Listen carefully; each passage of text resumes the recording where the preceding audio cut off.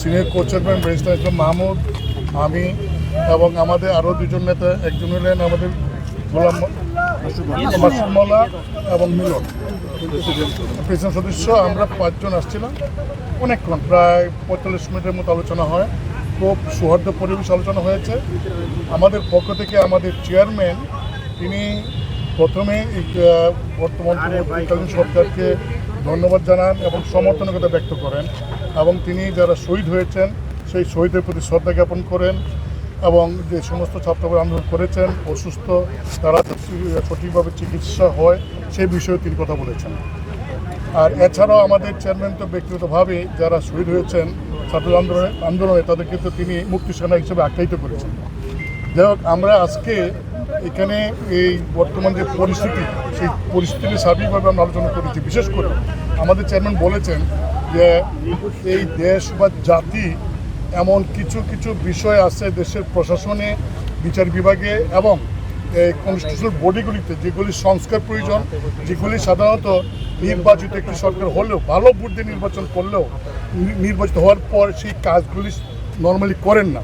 কাজেই তিনি বলেছেন যে আপনারা অন্তর্বর্তীকালীন সরকার, আপনারা এই দেশের জনগণের অকুণ্ঠ সমর্থনে, ছাত্রদের অকুণ্ঠ সমর্থনে এবং দেশবাসীর সকলের সমর্থন আপনাদের উপর আছে। তাই আর দেশের মানুষ আশা করে, আমরা আশা করি যে সমস্ত কাজগুলি নির্বাচিত সরকার করতে পারে সেই কাজগুলি আপনারা করবেন। যেমন কনস্টিটিউশনের 15th অ্যামেন্ডমেন্ট, 15th অ্যামেন্ডমেন্টে যাতে বাতিল করা হয় সেটা আমরা এখানে উল্লেখ করেছি। তারপরে বিচার বিভাগের যেটা রিফর্ম করা, বিশেষ করে উচ্চ আদালতের, সেটা আমরা বলেছি। তারপরে পার্লামেন্ট এবং প্রেসিডেন্টের মধ্যে এবং প্রধানমন্ত্রীর মধ্যে ক্ষমতাটা ভারসাম্য আনা, একই ব্যক্তি যাতে সংসদ নেতা এবং প্রধানমন্ত্রী না হন এবং একই ব্যক্তি যাতে 2বারের বেশি প্রধানমন্ত্রী না হতে পারেন এবং এখন এই মুহূর্তে মানুষের প্রত্যাশাটা বেশি যাতে দ্রব্য মূল্যটা গুরুত্ব দেওয়া হয়, যাতে এটা ক্রয় ক্ষমতার মধ্যে থাকে এবং আইনশৃঙ্খলা পরিস্থিতি যাতে আরও উন্নতি হয়, বিশেষ করে পুলিশ বাহিনীকে যাতে আরও অ্যাক্টিভ করা হয়। এই সমস্ত বিষয়ে আমাদের মাননীয় চেয়ারম্যান আলাপ করেছেন। তারপরে আমরা এটা বলেছি যে সংস্কারগুলি দাবি আসছে জনগণের পক্ষ থেকে এবং আমরা করেছি, সেই সংস্কারগুলি করে তারপর নির্বাচনের বিষয়ে সরকার বা এই সরকারটি চিন্তা করতে পারে।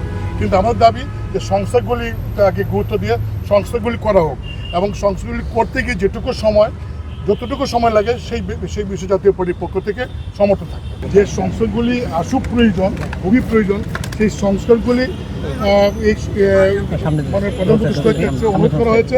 তিনি তার উপদেষ্টা পরিষদ তাদের প্রতি আমাদের আস্থা আছে, দেশবাসীর আস্থা আছে এবং আমাদের চেয়ারম্যান এটাও বলেছেন যে ওনারা স্থায়ীভাবে ক্ষমতায় যাওয়ার জন্য আসেন নাই। ওনার প্রত্যেকের নিজস্ব পেশা আছে, তারা আসছেন দেশের প্রয়োজনে, দেশের স্বার্থে।